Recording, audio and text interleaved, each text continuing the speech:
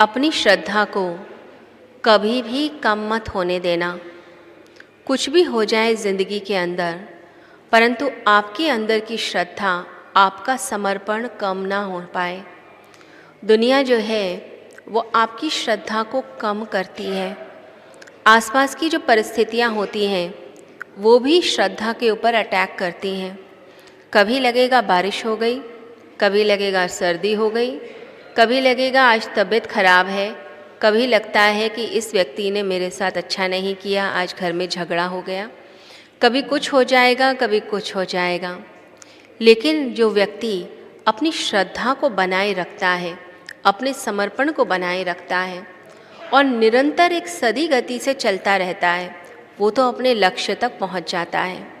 और जो बार बार रुकेगा, बार बार टूटेगा, बार बार परिस्थितियों के दबाव में आ जाएगा, लोगों की बातों में आ जाएगा, उसे फिर किसी चीज़ का फल नहीं मिलता। तो अगर हम चाहते हैं कि हमारी ज़िंदगी का रूपांतरण हो, कुछ हमें प्राप्त हो, तो एक अखंड धारा बहनी चाहिए। आप देखते हैं कि शिवलिंग के ऊपर जल चढ़ाया जाता है तो लगातार वो धारा डाली जाती है, उसे टूटने नहीं दिया जाता। ऊपर भी पात्र रखा जाता है जिसमें जल डाल देते हैं और बूंद गिरती चली जाती है, धारा बहती चली जाती है, उसको तोड़ा नहीं जाता। तो ऐसे ही हमें अपनी श्रद्धा की जो धारा है उसे कभी भी तोड़ना नहीं है। हमारे भीतर जो ऊर्जा बहती है, जो धारा बहती है, उस धारा को जब हम परमात्मा की तरफ मोड़ देते हैं, संसार से परमात्मा की तरफ मोड़ते हैं, तो वही धारा जो है वो राधा बन जाती है। और वही राधा फिर अपने कृष्ण के आसपास नृत्य करती है, उत्सव मनाती है। फिर आत्मा को मिलता है आनंद, मिलता है चैन, मिलता है उत्सव। इसी प्रेम के लिए, इसी उत्सव के लिए, इसी आनंद के लिए तो हम भटक रहे हैं। चैन नहीं मिलता। दुनिया की चीज़ों में चैन है कहाँ। लोग सोचते हैं विवाह हो जाए, लोग सोचते हैं बिजनेस बढ़िया हो जाए, धन मिल जाए, लोग आसपास ठीक से व्यवहार करें, हमें चीज़ें मिल जाएं, लेकिन उसके बाद भी तृप्ति नहीं मिलती। तृप्ति कैसे मिलेगी? तृप्ति पाने के लिए, शांति पाने के लिए मार्ग अलग होता है। उसके लिए तो आपको जुड़ना पड़ेगा ईश्वर से, जुड़ना पड़ेगा गुरु से। जब तक वो जुड़ाव नहीं होगा, न शांति मिलेगी, न चैन मिलेगा, न खुशी मिलेगी, और न ही आप कभी संतुष्ट हो पाएंगे। जब तक संतुष्टि नहीं है, जब तक लगता है तृप्ति नहीं मिली, तब तक सब कुछ बेकार है।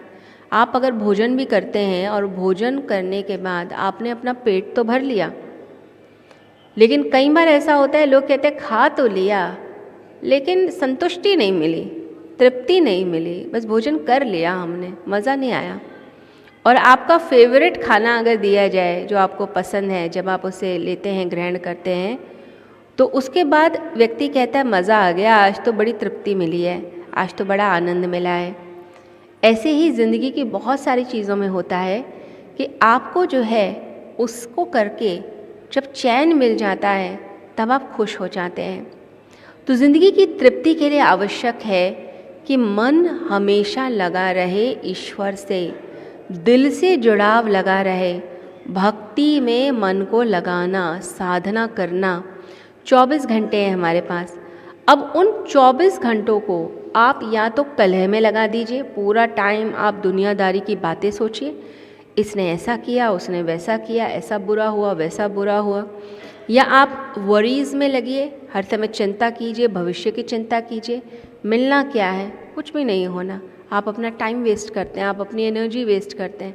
लोग कहते हैं हम बड़ा सोचते हैं बैठकर अपने बारे में। आप बड़ा सोचते तो हैं, लेकिन करते क्या हैं आप अपने लिए? आप कुछ भी नहीं करते। अपनी खुशी के लिए आप क्या करते हैं? अपनी मुस्कान के लिए क्या करते हैं? आप 2 साल पहले जैसे थे, आपको अभी भी लगता है हम तो अभी भी वैसे ही हैं। बदलाव क्या आया?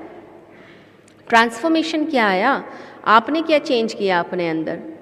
तो ये जो पूर्णिमा पे आया जाता है, ये एक तरीके से अपनी जो स्पिरिचुअल डेवलपमेंट है या अपलिफ्टमेंट है, इसको चेक करने के लिए आया जाता है कि हमने जो है पिछले महीने क्या सीखा था अपने गुरुदेव से, हमने उस पर अमल क्या किया, हमने क्या प्रैक्टिकल किया, क्या अपने मन को, अपने शरीर को, अपने सोचने के तरीके को चेंज किया? चाहे एक ही वचन हमने लिया, अमृत वचन दिए जाते हैं तो एक एक अमृत वचन को लेकर चेंज कीजिए। यहाँ कितनी अच्छी अच्छी बातें लिखी हैं गुरुदेव की, इनको नोट किया कीजिए अपनी डायरी में। जो जो बातें लिखी हैं उस पर अमल करें, उसके ऊपर प्रैक्टिकल करें, अपने अंदर उतार लें उसको। फिर अगले महीने फिर जब दर्शन के लिए आते हैं तो आपको अपने पे गर्व होना चाहिए कि मैंने ये परिवर्तन किया है, मेरे अंदर ये सुधार आया है। और ये सुधार किसी ने ज़बरदस्ती कमी निकाल के नहीं बताया, ये मैंने अपने खुद के भले के लिए किया है। मैं अपने से प्यार करता हूँ, मैं अपना भला करना चाहता हूँ, इसके लिए मैं यहाँ पर आया हूँ। मेरी चेतना विकसित हुई, मेरे अंदर आनंद हुआ, मेरे अंदर तृप्ति आई। अब मैं गर्व से कह सकता हूँ कि मैं सही राह पे हूँ। तो हर महीने आकर पूर्णिमा पे दर्शन होते हैं तो आपको अपनी खुद की एनालिसिस करनी है कि मैं पहले से कितना बेहतर हुआ। अब 12 पूर्णिमा अगर कोई व्यक्ति ढंग से कर ले पूरे साल के अंदर तो उसको बड़ी हैरानी होगी कि हर महीने में अगर मैं एक भी चीज़ चेंज कर पाया अपनी, एक भी, तो मेरी पूरे साल में मैं पूरी तरह बदल गया। जब नया साल आएगा तो आप कहेंगे मैं तो नया बन गया। नया साल तो आया लेकिन मैं नया भी हुआ, ऐसा नहीं है कि बस वो आ गया, नंबर चेंज होता चला गया। तो आप इसको प्रैक्टिकली कीजिए, साइंटिफिकली इस चीज़ को देखिए। हर व्यक्ति को, हर भक्त को अपने पास एक डायरी ज़रूर रखनी चाहिए, एक डायरी जिसमें आप अपनी आध्यात्मिक प्रोग्रेस को, अपनी उन्नति, अपने विकास के ऊपर चर्चा करें। हर पूर्णिमा पे देखें कि पूरे महीने क्या लेखा जोखा था मेरा, मैंने क्या चीज़ ठीक करी। अगर आप आलसी हैं, सुबह नहीं उठ पाते, पूजा नहीं करते या ठीक से साधना नहीं करते, उसको ठीक कीजिए। मैंने एक चीज़ ठीक कर ली कि मैं इस महीने अच्छे से साधना करूँगा, मैं 1 घंटा बैठूँगा या चलो 10 मिनट से शुरू करूँगा, 10 मिनट्स मैंने बैठना ही बैठना है। तो महसूस करना है। अब साधना भी जो की जाती है तो उसमें क्या करना चाहिए, 10 मिनट के लिए अगर आप बैठे हैं तो उस समय प्रणाम करके, गुरु शक्ति को प्रणाम करते हुए उनकी कृपाओं को, उस एनर्जी को फील करना चाहिए, उससे कनेक्शन बनाइए। गुरुदेव के हम सामने दर्शन करते हैं, उनसे आशीर्वाद लेते हैं, लेकिन आध्यात्मिक स्तर पर हम गुरुदेव की आत्मा से, जो उन्होंने साधना की, जो सिद्धि प्राप्त की, उस शक्ति से हम कनेक्ट हुए कि नहीं हुए, हम आंतरिक रूप से कनेक्ट हुए क्या, आत्मा के तल पे हमें उससे कनेक्ट होना है। तो थोड़ी देर के लिए बैठकर भी हमें वो कनेक्शन बनाना है और महसूस करना है वो शक्ति मेरे अंदर आ रही है, वो दिव्यता मेरे अंदर आ रही है, मेरे अंदर एक ट्रांसफॉर्मेशन आ रहा है, रूपांतरण आ रहा है, मैं बदलता चला जा रहा हूँ, मैं एक नए व्यक्तित्व का स्वामी बनता जा रहा हूँ। आपको खुद ही महसूस होगा, कुछ दिन के अभ्यास से लगेगा कि जैसे अब आप कोई एक नए व्यक्ति ही बन गए हैं। इतनी ऊर्जा आपको महसूस होगी, इतनी शक्ति। और जो जितनी तकलीफ़ें हैं ना, लोग कहते हैं मेरे घुटने में दर्द, कमर दर्द, सर दर्द, मेरी ये प्रॉब्लम, वो प्रॉब्लम, बॉडी में हीलिंग शुरू हो जाएगी।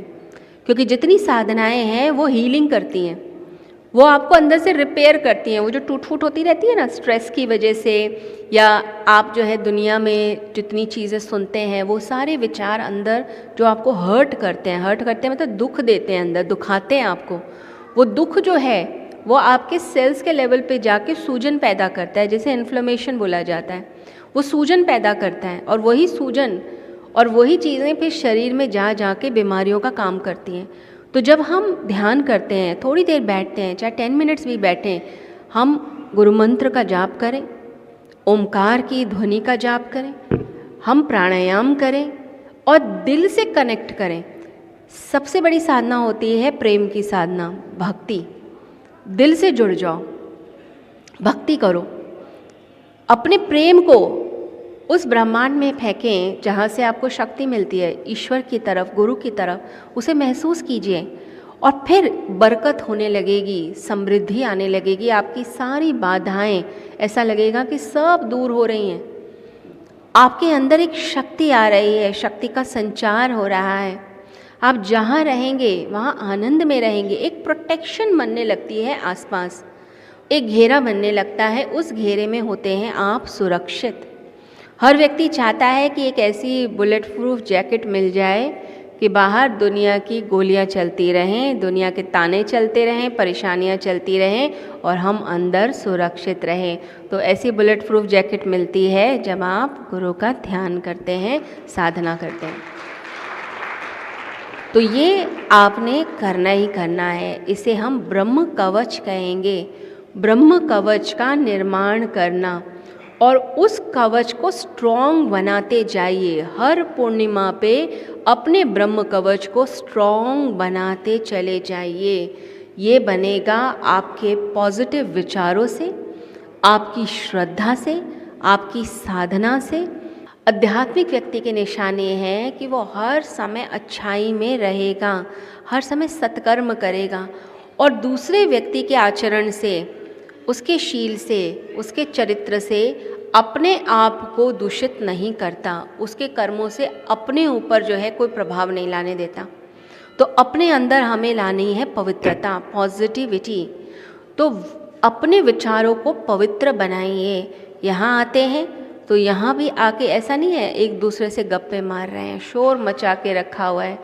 एक व्यक्ति बैठ गया, दूसरे से गप्पे मारनी शुरू, फिर घर की बातें शुरू, पड़ोसी की बातें शुरू। ये सब चीज़ें छोड़ दीजिए। जब हम आश्रम में आएँ, हम शांति में बैठें, आनंद में झूमें और जितना हो सके परोपकार की भावना से युक्त हों, साधना कीजिए। शिवालय में जाकर बैठिए। यहाँ बैठते हैं तो भजन का आनंद लेते हुए गुरु की शक्ति को महसूस किया कीजिए कि क्योंकि पूरा परिसर जो है, पूरा आनंद धाम जो है, वो गुरुदेव की शक्ति से ही तरंगित हो रहा है। यहाँ की हवा में, यहाँ की धरती में, पेड़ों में, सब जगह गुरुदेव की कृपा ही झलक रही है। वो आशीर्वाद तो है ही है। ऐसा नहीं है कि सामने ही हमें सिर्फ आशीर्वाद लेना है कि भाग कर गए हम बस चरणों को स्पर्श कर लें। पूरा जो एटमॉस्फेयर है, एम्बियंस है, वो सारे उनके आभा मंडल से ही युक्त है। उसको हर समय महसूस करें। अपने सर के ऊपर अपने गुरुदेव का आशीर्वाद महसूस किया कीजिए कि मेरे गुरुदेव मेरे साथ में हैं, उनकी शक्ति मेरे साथ है और मैं अकेला नहीं हूँ इस दुनिया में। क्योंकि लोग अकेला फील करते हैं कि मैं अकेला, मैं क्या क्या काम करूँ, सब तो मेरे पीछे पड़ गए, सब मुझे ही कहते रहते हैं, मैं क्या क्या कर सकता हूँ। तो ये अकेलेपन की भी एक समस्या आ जाती है और अकेलेपन में इंसान फिर जो है ना कुछ गड़बड़ी करता है और फिर सोचता है कोई सहारा मिल जाए, ये मुझे सहारा दे दे, वो मुझे सहारा दे दे, ये मेरी मदद कर दे, वो मेरी मदद कर दे।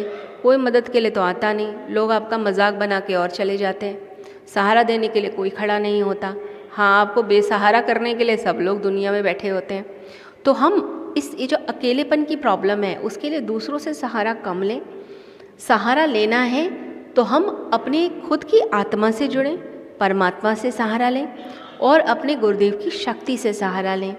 क्योंकि जो दुनिया का मालिक है, जो सारी दुनिया को चला रहा है, जो दुनिया का बादशाह है, अगर हम उसकी उंगली थाम लेते हैं तो समझ लीजिए सारी दुनिया का सहारा हमें अपने आप ही मिल जाता है। तो भगवान के सहारे को लीजिए, परमात्मा के सहारे को लीजिए। किसी की आपको ज़रूरत नहीं है। आप अपना काम खुद कर सकते हैं। आप में इतनी शक्ति है। असहाय महसूस करना बंद कीजिए। हर समय अपने आप को कोसना भी बंद कीजिए। अपने ऊपर हर समय ये मत सोचिए कि मेरे से तो कुछ होता नहीं, मैं तो कर नहीं पाता, मेरा एक काम तो यही व्यक्ति करता है। थोड़ा कॉन्फिडेंस अपने ऊपर रखिए, अपने ऊपर विश्वास रखिए और कनेक्ट रहिए, डिवाइन कनेक्शन बना के रखें। आत्मबल को मजबूत बनाइए, अपने आप को मजबूत बनाइए। अगर आप अपने आप को मजबूत नहीं बनाएंगे तो कोई और व्यक्ति आकर आपको स्ट्रॉन्ग नहीं बना सकता। आपको खुद के लिए खुद ही काम करना पड़ेगा, अपने आप को जगाना पड़ेगा। तो ये समझ के अगर हम चलते हैं तो ज़रूर हम अपने अंदर चेंज लेकर आ सकते हैं।